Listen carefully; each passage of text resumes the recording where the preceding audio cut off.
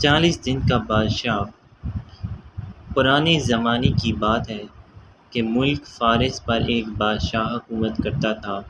وہ بہت پریشان رہتا تھا کیونکہ ملک میں چوری اور ڈکیتی عام تھی۔ باوجود کوشش کے بھی وہ اس پر قابو نہیں پا رہا تھا۔ ایک دن بادشاہ پریشانی میں محل سے نکل کر جنگل کی طرف چل پڑا۔ اس نے دیکھا ایک لکڑہارا بہت محنت سے لکڑیاں کاٹ رہا ہے۔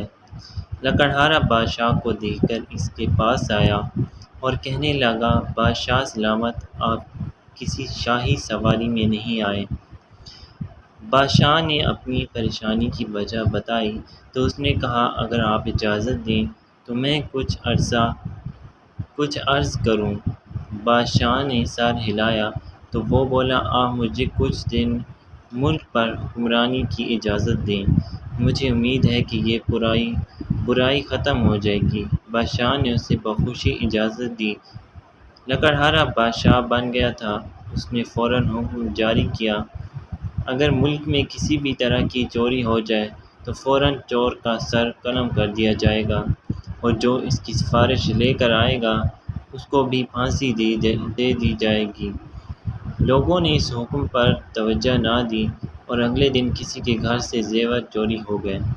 بادشاہ نے حکم دیا، چور کو فوراً پکڑا جائے اور سپاہیوں سے کہا کہ اگر چور پکڑنے میں ناکام ہوئے تو ان کی جگہ تمہیں پھانسی دے دی جائے گی۔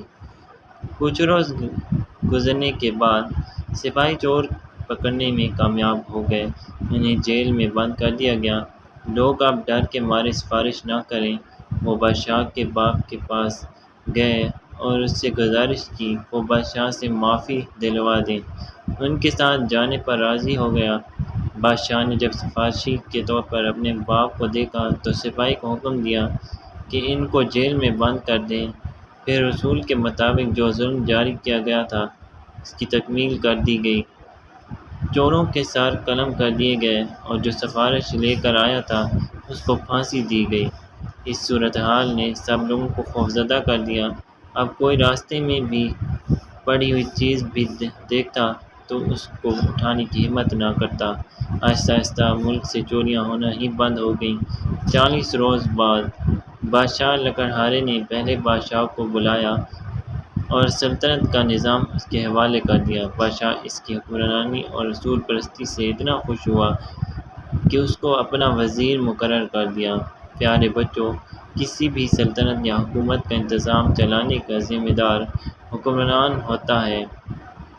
اگر وہ اپنے اصولوں اور قوانین کو مد نظر رکھ کر کام کرے تو ہر برائی کو ختم کر سکتا ہے۔